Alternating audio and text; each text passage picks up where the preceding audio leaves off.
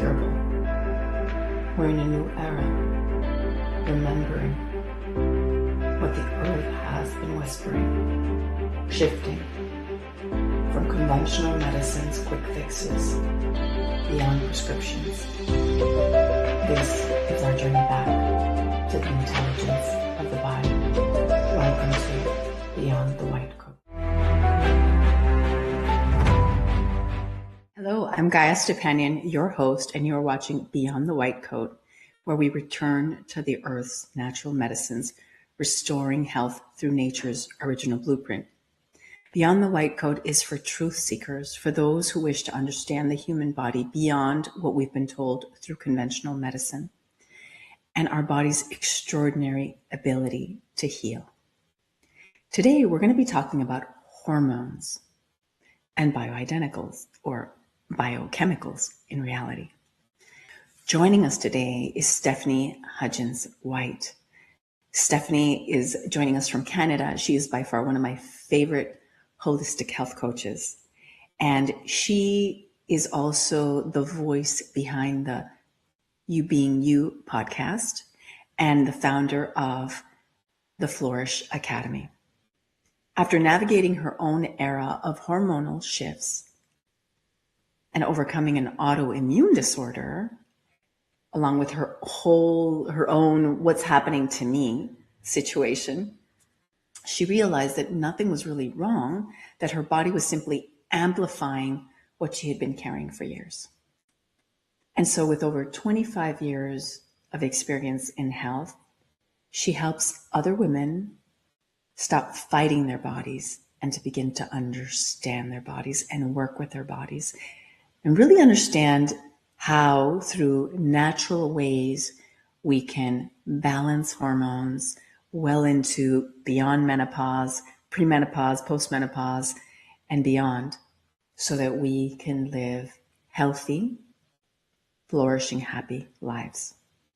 And here we have Stephanie Huntjens. Hello. Welcome, Stephanie. So excited to be here today talking to you, Gaya.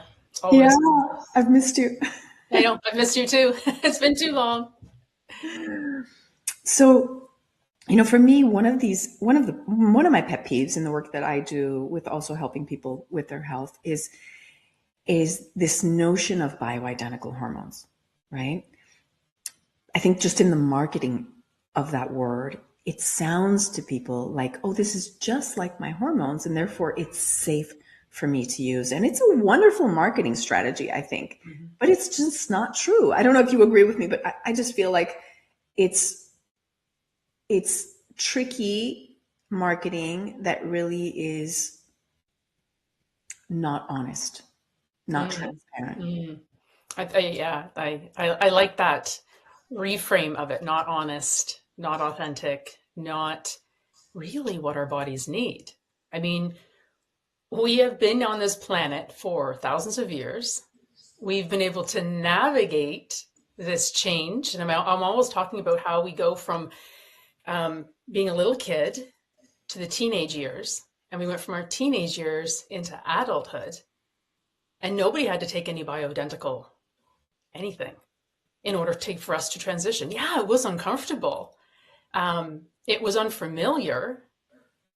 And that's what they're marketing. They're turning to women and saying, this feels really uncomfortable, doesn't it? This feels really unfamiliar.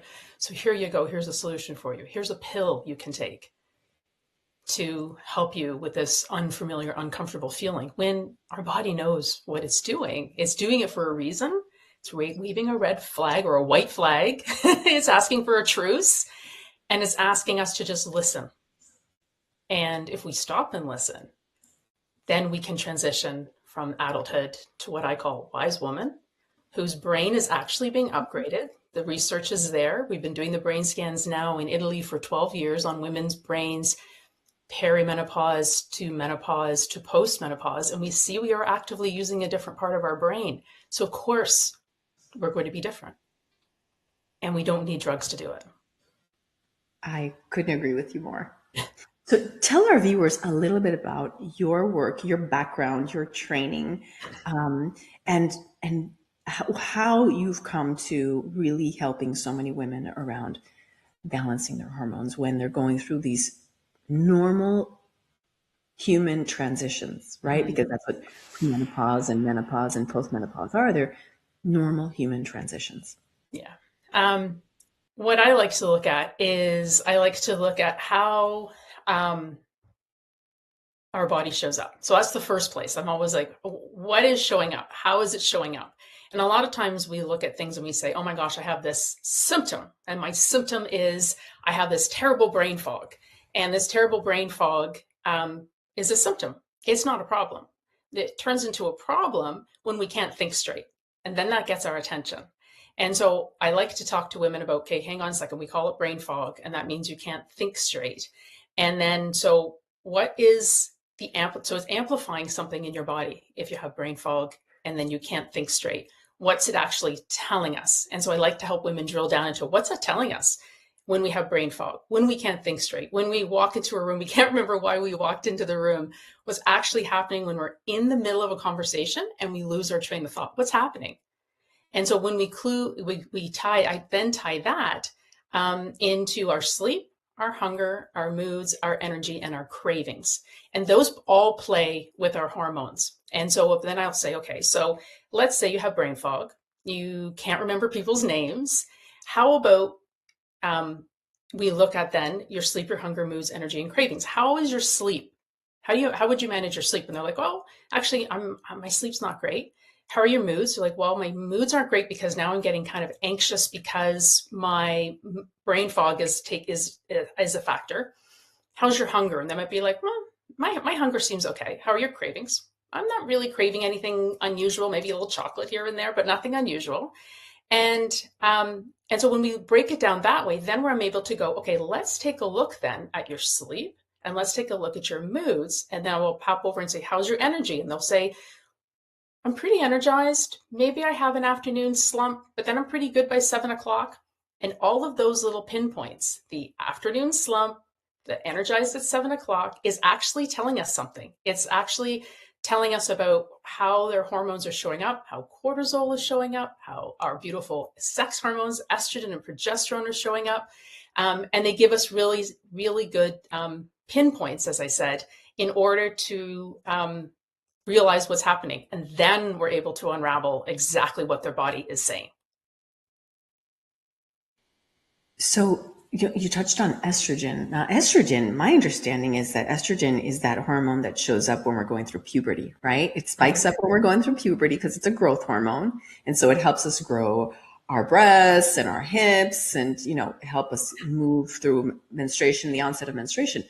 But you have so many women who are taking estrogen later in life. Mm-hmm. And my concern with that is that the link between the use of estrogen and, one, inflammation and weight gain, and two, the growth of other things like cysts, fibroids, tumors. Have you seen that link too when people are on estrogen?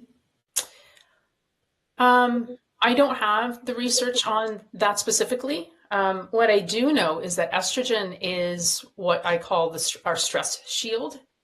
So it is the hormone that, yes, you're right, it's linked to our energy. It's linked to our libido. I always say it's our sexy hormone. So estrogen and progesterone are our two bestie hormones. They're like best friends. And when they're going up and down, they miss each other. And that's why we see this erraticness. And so I always say menopause, perimenopause in particular, is like PMS on steroids. And so because estrogen is our stress shield, and we're not able to handle, and if it's going down, so if we have something that is our stress shield, and now it's dropped in our bodies, then we can imagine that then that means we're not going to be able to handle stress as well. And progesterone is our calm, cool, collected hormone. She's the yogi. She's the girlfriend that wants to stay and have popcorn and cuddle and get cozy. And if she's disappearing and estrogen is supposed to be the energy and the libido, she's running around, actually, literally. You can look at perimenopause hormones and they're going like this, up and down, up and down, up and down. And so estrogen's running around saying, where's my best friend? Where did progesterone go? So here we have estrogen dropping, and she's our stress shield. We have progesterone, that is our calming, cool, grounded one, and she disappears. And so estrogen's like running around saying, where is she? And she doesn't have this grounding hormone. And so we don't need to add in estrogen in order to mimic estrogen. We can do things in our life and the way we approach life to mimic the effects and lower our stress levels. And then you're going to have the effects of estrogen without actually taking estrogen. That makes total sense. And I love those analogies. Those I'm going to remember those. It's hard to forget those, right? But yeah, so if people are taking estradiol or as some type of estrogen, or they're taking just progesterone, then they're creating an imbalance in reality. It sounds like. And then you have women taking testosterone too. So I don't see them healthy. I see them having issues, whether they're having gut issues or whether they're having sleep issues or whether they're having inflammation or some type of immune disorder. So to me, what I find with these biochemicals, because that's what they really are, they're biochemicals, is that in some way they're not addressing the root cause. Certainly they're not addressing the root cause, and they're trying to somehow mask what the root causes are behind the loss of energy, the loss of libido, the inability to sleep at night, the dryness, all these factors that women are experiencing during this time, the hot flashes or the night sweats. And if we could just balance our systems out, right? If we could clear out the junk that we've accumulated over time from our body, chemicals and toxins and germs, and find times like you're mentioning stress. Well, if you do things to bring down your stress levels, because the cortisol influences everything. So talk to us about how cortisol and stress affect hormones, if you could. Cortisol is the hormone that wakes us up in the morning. So it's the one that our cortisol rises, and that's what wakes us up. And so we get out of bed in the morning, and here's what our normal morning probably progresses as. We get out of bed, we walk downstairs, we have a cup of coffee. And so now what have we done? We've now raised our cortisol again because it's a stimulant. And so it raises the cortisol again. And so then cortisol also does a thing called progesterone steal. And so it actually steals progesterone from our body when our cortisol is too high. So if the very first thing we do in the morning is wake up, exercise hard, we push our bodies, and then we drink coffee, then we are lowering the calm progesterone in our bodies.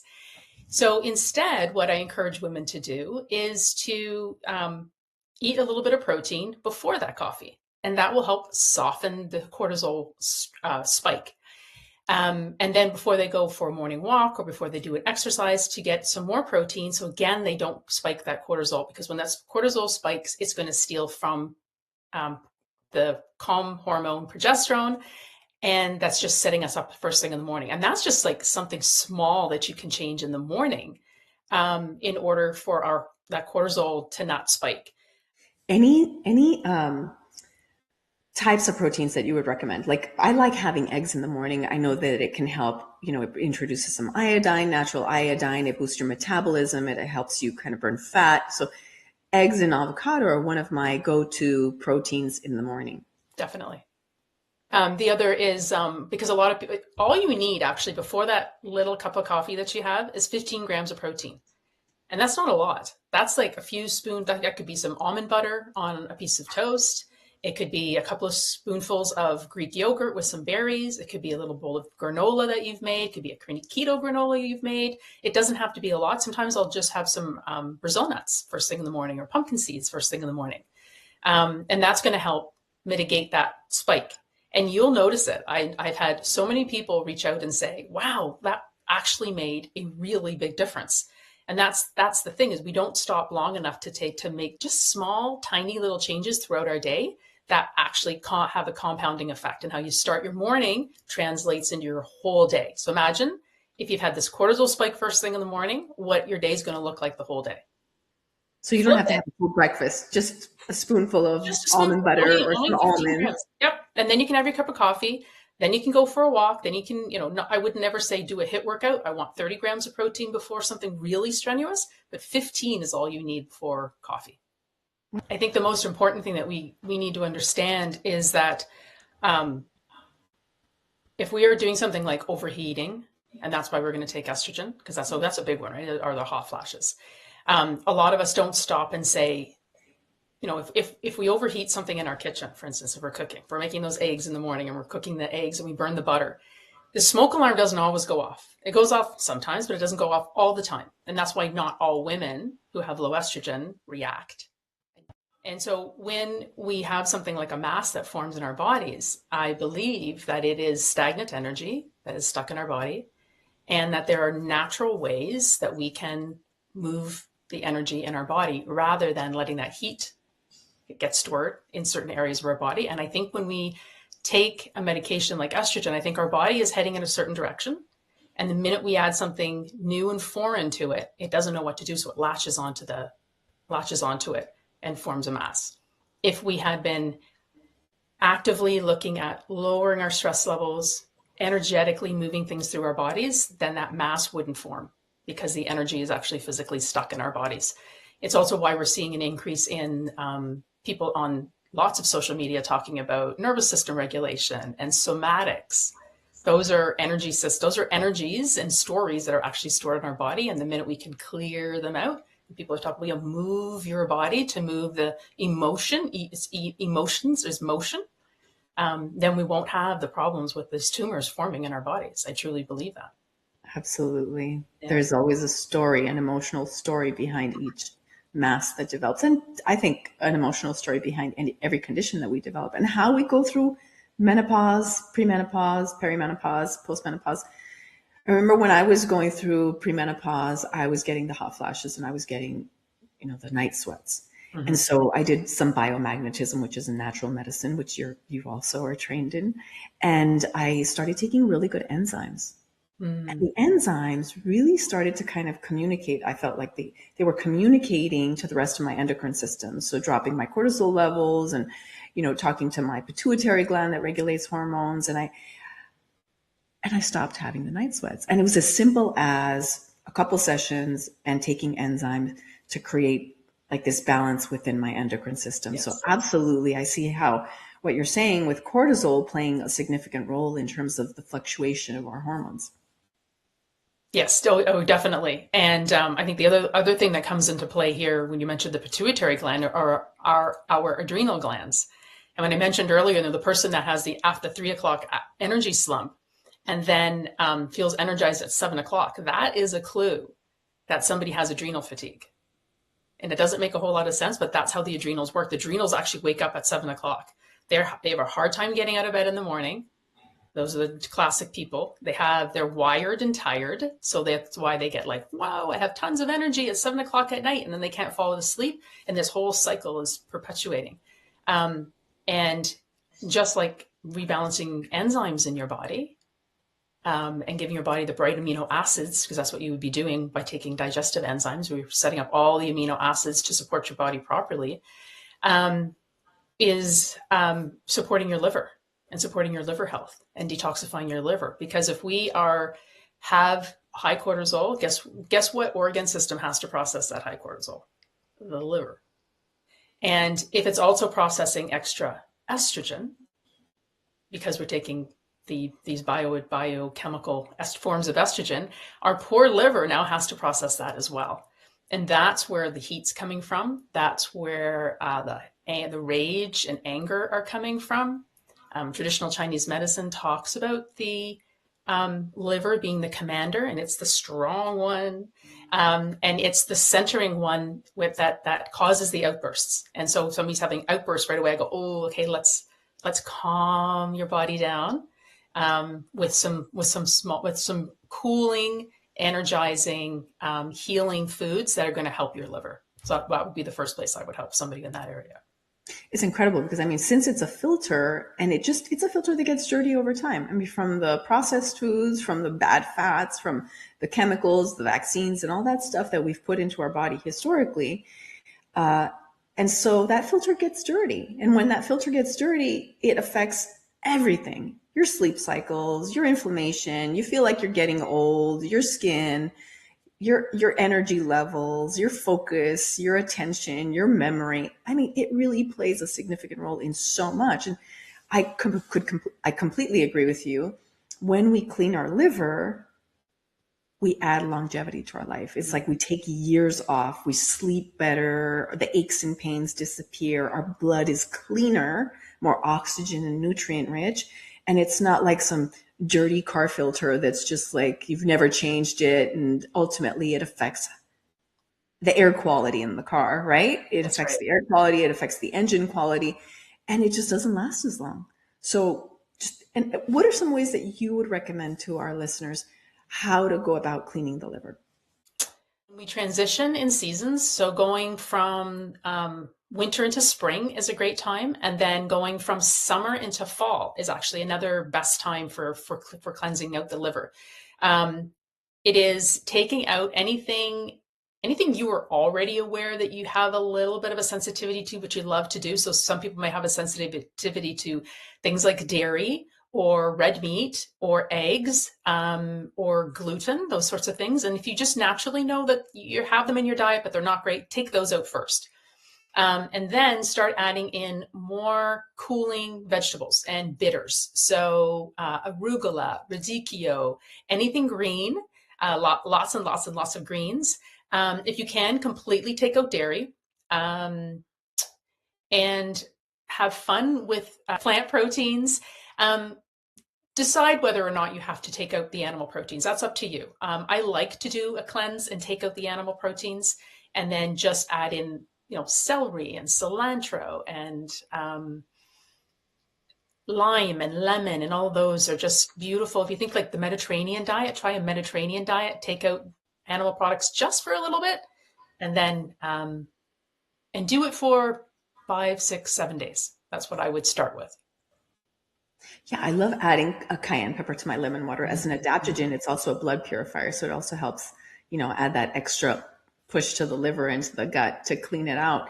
And yeah, I usually recommend chlorophyll or chlorophyll rich foods like you're talking about, all those greens. And typically those red meats and porks take so long to digest that they're hard on the liver. So having other proteins, if you're going to have animal proteins, the fish or the chicken or the turkey versus the heavy red meat that takes at least 3 days to digest, or the pork that could take 7 days to digest. Yeah, Yes. I I couldn't think agree it's more. important. I'm always aware of the fact that I'm meeting people at different conjunctures. And some people, when the minute I say if they have to take meat out of their diet, they're like, now what? What am I going to eat? And so I always like to say, how about we take out some of the bad offenders? Like I find dairy is one of the big offenders for a lot of people. If we take that out and start adding more vegetables, and then they naturally just kind of slowly pull back on the meat. It just kind of naturally happens because they're full. They're full from eating. They're like, okay, I'll try chickpeas and I'll try some lentils and I'll try some things. And then slowly, progressively, yeah, they can, and then they might extend it to, 21 days and they realize I actually have only had red meat 3 times in the last 21 days. And I'm like, look at you. So I think Yeah, it's important, yeah, for us to approach people from where they are and help them the best that we can moving forward.